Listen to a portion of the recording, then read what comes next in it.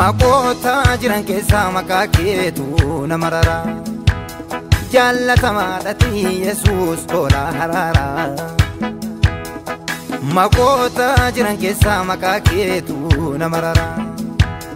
jaallatamaadhati Yesuus tola harara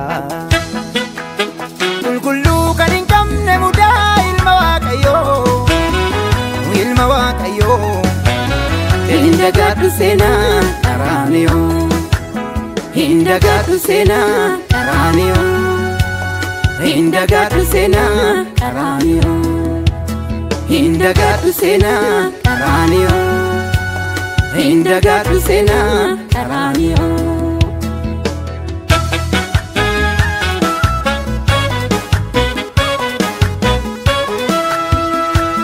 Walgoda tinnato jette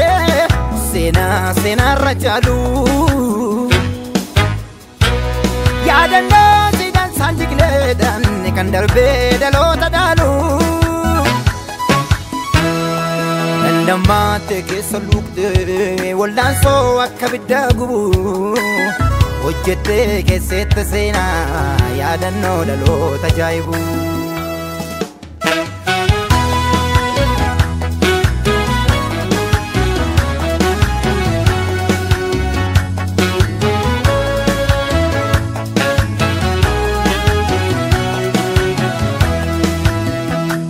Angafummaa tureen kan jiru goonni duuba jilbeenfachiise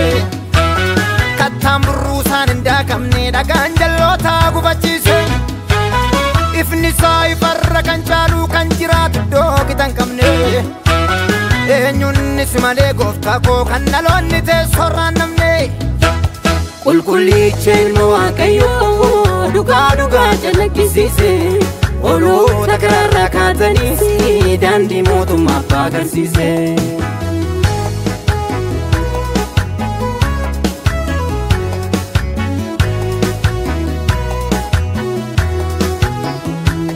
Wal'aansooti kophaa kee mootee ardii samiinuu loleen mo'uumi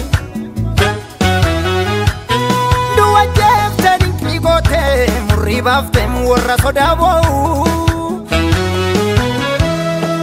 Simalee nyugoofichi du'a jeesee du'a ka'ee humna daachee dadhabsiisee ol ba'ee mirga baanni ta'ee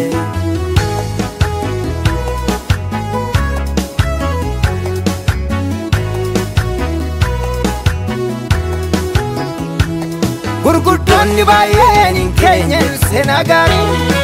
dhaloota gidduutti uumaniif yaada wal nabdee Jajjaboonni baay'een hin keenyeen seenaa gaarii dadhaboota gidduutti uumaniif yaada wal nabdee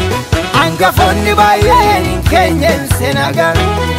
xixinnayoota gidduutti uumaniif yaada wal nabdee Geggeessonni baay'een hin keenyeen seenaa gaarii biyyoota gidduutti uumaniif yaada wal nabdee Ati Yesuus Iga kee lolaafteetu siidaa jaalalaa dhabdee Hundeessaan siidaa nagaa burqaan beekumsa addunyaa Yesuus dhagaa Hundeessaan siidaa nagaa burqaan beekumsa addunyaa Yesuus dhagaa Hundeessaan siidaa nagaa burqaan beekumsa addunyaa Yesuus dhagaa Hundeessaan